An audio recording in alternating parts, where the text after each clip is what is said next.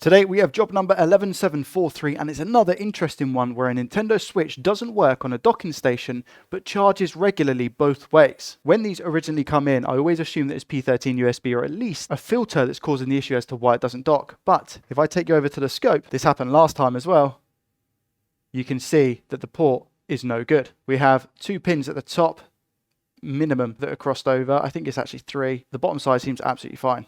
But this will be the reason why it's not docking. Now, the reason why this is strange is because it still charges both ways absolutely fine. And it even boots up to fast charging, so it draws, around 800 milliamps on both sides of the connector. So it is a very, very strange one. So I'm going to replace the port, and hopefully we're going to get this Nintendo Switch to work in a docking station. As always with this, we're going to apply a tiny bit of flux just to help with that flow of solder to make sure that the port comes off the board nicely. And now let the process begin.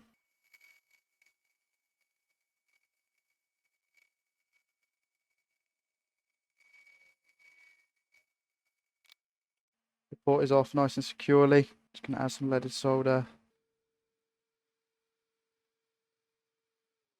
Just to make it easier to wick away. I'll be using my solder sucker regardless for the ground holes.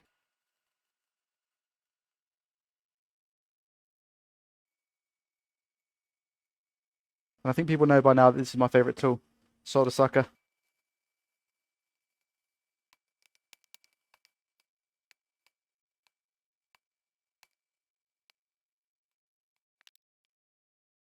Just let everything cool down and give it a nice little clean. Still going to have some sizzling. Might still have some holes that have some solder in. I think the new port would fit in fine though, because we mix leaded solder in anyway. Today as well, I'm actually going to tin the port, which is not something that I usually do because it's not massively necessary. But I'm just going to try this different method to see if it makes it a little bit more secure. Some solder on our iron, just a tiny bit, and then just slowly run the iron back and forth without burning the plastic. There we go. And that port is now tinned, which, like I said, should create a more secure connection with the board. And then we just go back to our board, fill up with flux and leaded solder. There we go, everything tinned. We have flux on that, we have flux on the port. Now we just flow it into place.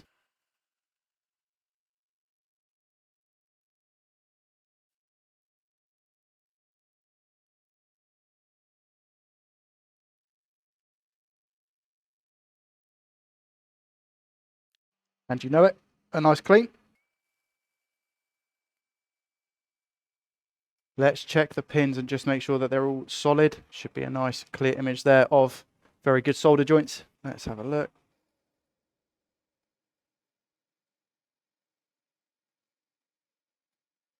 Every single one solid. And I think you can tell that just by looking at the pins here. And look at the ground hole connections here. You can see that these are also solid. This port is not going anywhere at the front as well.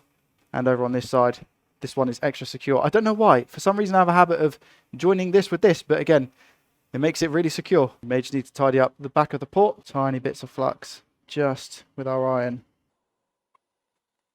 Make sure that we have nice, strong joints. No burnt plastic on the back as well, which is usually a sign here. If you hold the heat too much in one place, that one is a bit mountained, isn't it?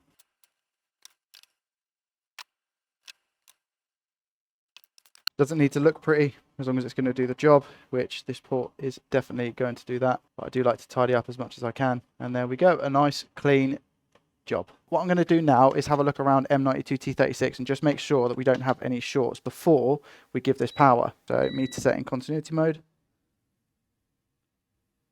No shorts here, which is good. Nothing there.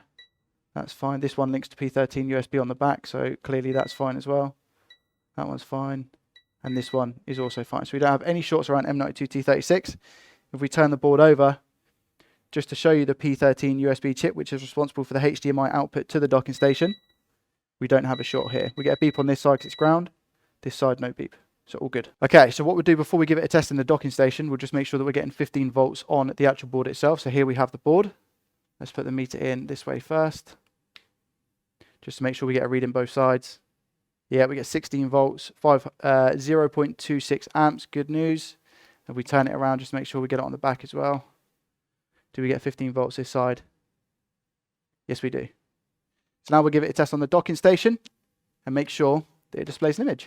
Here we have the Nintendo Switch in the docking station, pressing the power button and just waiting to see that green light. There's the green light. Do we get a display? Yes, we do. There we go. One happy customer and a good job done. Thanks for watching. I'll see you in the next one.